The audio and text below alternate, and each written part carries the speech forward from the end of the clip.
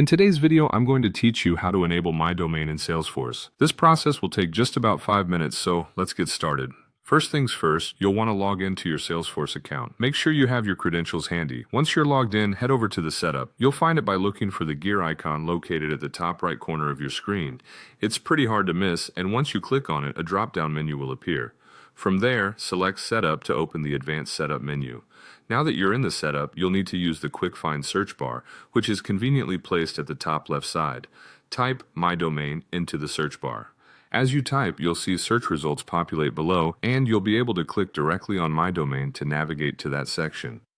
Once you've arrived at the My Domain page, take a look at the My Domain Details section. Direct your attention to the Edit button, which you should find on this page. Click Edit, and this will take you to a new screen where you can input your specific details. Now comes the fun part. You're going to enter a unique domain name for your Salesforce organization. Remember, this is where creativity meets practicality. Your domain name needs to be unique, so take a moment to decide on a name that's both personal to your organization and easy to remember. Once you've settled on a name, click on the Check Availability button to ensure that your chosen domain name is not already in use. If it's available, you're good to go.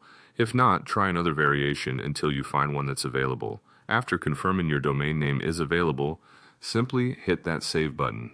This step is crucial because it locks in your new domain name, establishing a more personalized and secure connection to your Salesforce environment.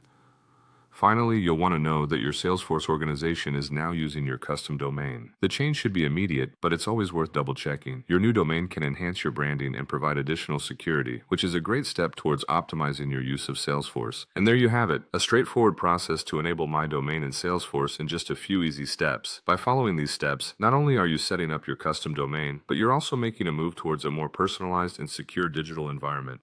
Thanks for tuning in, and if you found this guide helpful, make sure to stick around for more tech tips and tutorials.